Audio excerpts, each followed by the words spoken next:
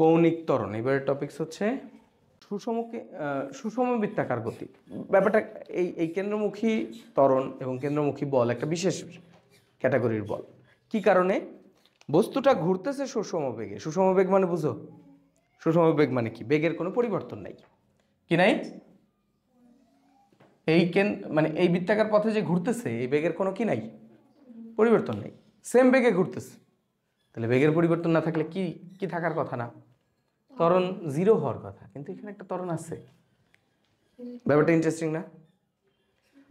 বৃত্তাকার পথে ঘুরতেছে যেই বেগে, সেই বেগটা কি? সুষম বেগ। তার মানে 2 মিটার পার সেকেন্ড বেগে যদি ঘোরে 2 মিটার পার সেকেন্ড বেগেই ঘুরতেছে। কিন্তু তার মধ্যেও একটা কি আছে? ত্বরণ আছে। সেই ত্বরণটা কি?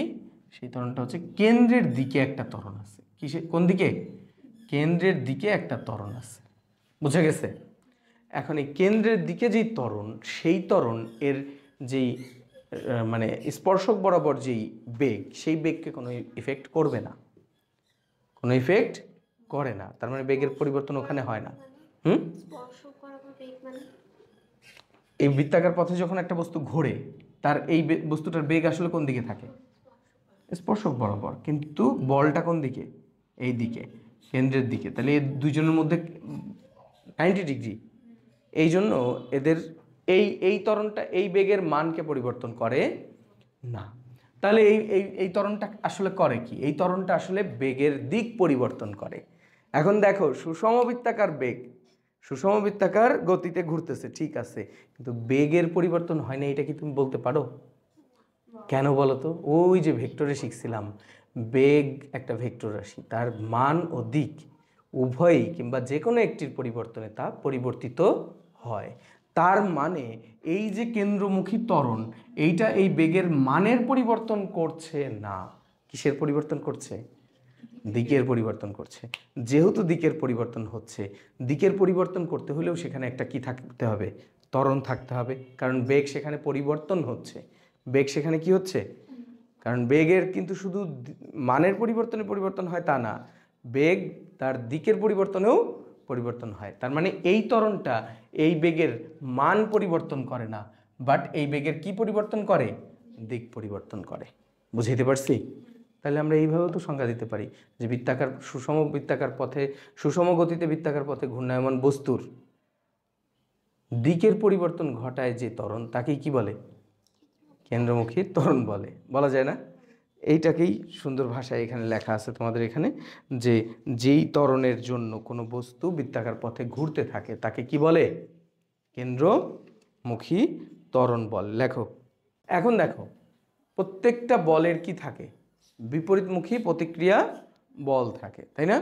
তাহলে এবার লেখো, কেন্দ্রমুখী বলের প্রতিক্রিয়া বলকেই কেন্দ্রবিমুখী বল বলে। তার মানে এদিকে যদি এফসি থাকে, তাহলে এইদিকে আরেকটা বল থাকবে না? তো এইটাকে সেন্ট্রিপিটাল আর এটাকে সেন্ট্রিফিউগাল বলে। মানে কেন্দ্রমুখী, কেন্দ্র বিমুখী। এবং কেন্দ্রবিমুখী বলের আনুষঙ্গিক ত্বরণকে, কেন্দ্রবিমুখী বলের আনুষঙ্গিক ত্বরণকে কেন্দ্রবিমুখী ত্বরণ বলে।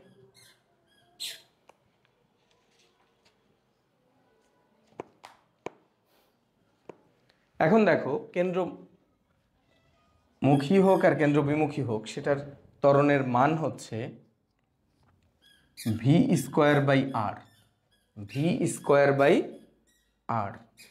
কেন্দ্রমুখী এবং কেন্দ্রবিমুখী উভয় ত্বরণের মান কি? V square by R. এখন ভি স্কোয়ারের জায়গায় দেখো, আমি যদি এই ভি স্কোয়ারের জায়গায় ওমেগা ইন্টু আর বসাই দিই, তাহলে omega square R square divided by R না? তাহলে আমি ফাইনালি লিখতে পারি কি বলো? Omega square into R. তাহলে আমরা একবারে লিখি ওমেগা স্কোয়ার ইন্টু আর। এই দুইটা হচ্ছে কেন্দ্রমুখী এবং কেন্দ্রবিমুখী ত্বরণের মান। এবং কেন্দ্রমুখী বল এবং কেন্দ্রবিমুখী বলের মান তাহলে কি হবে? এম ভি স্কোয়ার বাই আর। এটা হচ্ছে বলের মান। আর এইভাবে লিখলে, এই ফরম্যাটে লিখলে এফসি এর মান কত? এম ওমেগা স্কোয়ার আর। বুঝে গেছে? প্রশ্ন দেখো, 100 মিটার ব্যাসার্ধের বৃত্তাকার পথে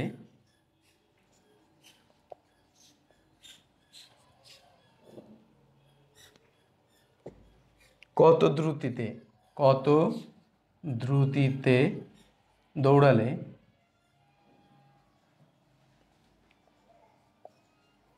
কেন্দ্রমুখী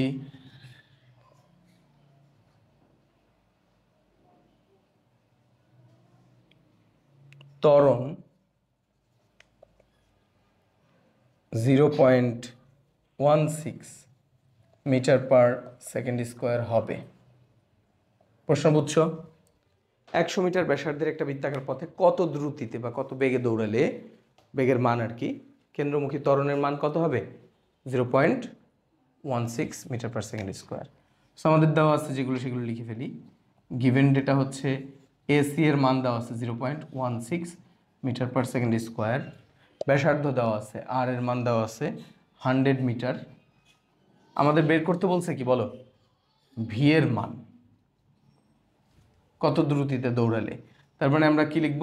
AC equal to V square by R. অতএব V equal to root over AC into R. তাহলে আমরা রুট ওভার এসি এর মান কত? 0.16 বসিয়ে দেই, আর এর মান হচ্ছে 100 বসিয়ে দিই। তাহলে কত আসতেছে দেখো? 4। ভি এর মান 4 মিটার পার সেকেন্ড। বুঝতেছো? 100 দিয়ে গুণ করলে 16 আসতেছে। 16কে যদি আমরা রুট করি তাহলে 4 মিটার পার সেকেন্ড আসতেছে।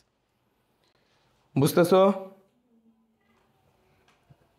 এরপরে একটি বস্তু 40 সেন্টিমিটার ব্যাসার্ধের বৃত্তাকার পথে প্রতি মিনিটে 45 বার আবর্তন করে।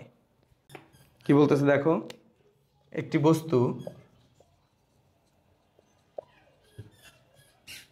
40 সেন্টিমিটার ব্যাসার্ধের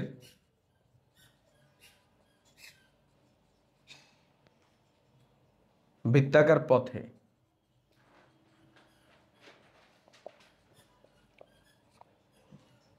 প্রতি মিনিটে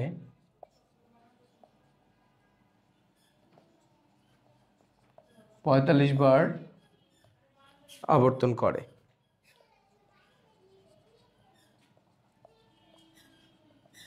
বের করতে বলছে আমাদের কেন্দ্রমুখী ত্বরণ কত। এর কেন্দ্রমুখী ত্বরণ কত? তাহলে কি দেওয়া আছে দেখো, আমাদের গিভেন ডেটা হিসেবে কি দেওয়া আছে বলো? আমাদের দেওয়া আছে ব্যাসার্ধ আর ইকুয়াল টু 0.4 মিটার। 40 সেন্টিমিটারকে 100 দিয়ে ভাগ করে মিটার। এখানে দেওয়া আছে এন কত? 45 আরপিএম। আমাদের বের করতে বলছে কি? কেন্দ্রমুখী ত্বরণ মানে এসি। তাহলে প্রথমে আমরা বের করব we know omega equal to 2πn/60। Omega বের হয়ে গেল। ওমেগা বের হলে এই সূত্র কি? অতএব এসি ইকুয়াল টু কি? ওমেগা স্কোয়ার আর। এটা মান বের করো, এটাকে এখানে বসাও, অ্যান্সার চলে আসছে। কত হয় দেখো আমার বলো? 4.7124 রেডিয়ান পার সেকেন্ড। এরপর এটা কত আসে দেখো? 8.88 মিটার পার সেকেন্ড স্কোয়ার। এটাই অ্যান্সার, 8.88 এটাই আছে। বুঝছো? সো লাস্ট অঙ্ক। এরপরে লাস্ট অঙ্ক কি দেওয়া আছে দেখো? একটি বালক সুতায় বাঁধা একটি পাথরকে মাথার উপর দিয়ে আনুভূমিক বৃত্তাকার পথে ঘোরাচ্ছে। তার সুতায় বেঁধে একটা পাথরকে ঘোরাচ্ছে। বৃত্তের ব্যাসার্ধ দেওয়া আছে 0.96 মিটার। একবার আবর্তনে সময় লাগে 1.1 সেকেন্ড। পাথরটির দ্রুতি এবং ত্বরণ কত? এখন দেখো এদিকে খেয়াল করো, এরকম একটা আনুভূমিক বৃত্তাকার, আনুভূমিক বুঝতেছো তো? হরিজন্টাল বৃত্তাকার পথে একটা বস্তুকে ঘোরাচ্ছে। তাহলে আমাদের এটার মধ্যেই প্রশ্নে যা দেওয়া আছে লিখে ফেলি। আমাদের দেওয়া আছে এটার ব্যাসার্ধ হচ্ছে 0.96 মিটার। এই পথে ঘোরাচ্ছে, একবার ঘুরাইতে সময় লাগে, তার মানে ক্যাপিটাল টি দেওয়া আছে কত 1.1 সেকেন্ড, 1.1 সেকেন্ড সময় লাগে একবার ঘোরাতে। এখন আমাদের বলছে দ্রুতি কত, মানে বেগ কত, এবং ত্বরণ মানে এসি কত। কথা কি বুঝতেছ? তাহলে আমরা প্রথমে বের করব কি বলো, ভি। ভি বের করার জন্য আমরা দুইটা ওয়ে অ্যাপ্লাই করতে পারি। দুইটা ওয়েটা হচ্ছে সরাসরি ভি ইকুয়াল টু লিখতে পারি 2πr/t, কারণ 2π/t মানে ওমেগা, তার সাথে আর গুণ করলে কি হয় ভি। বুঝতে পারছো? সো আমরা সরাসরি লিখলাম we know V equal two 2πr/T। মানগুলো দেওয়া আছে না, বসায় দাও, চলে আসবে। তাহলে এসি ইকুয়াল টু তখন কি হবে v²/r। বুঝতেছো? মানগুলো বসালেই অ্যান্সার চলে আসবে। দেখো এইটার মান আসার কথা এটার মান আসবে 5.48 মিটার পার সেকেন্ড। এইটার মান আসার কথা হচ্ছে 31.29 মিটার পার সেকেন্ড স্কোয়ার।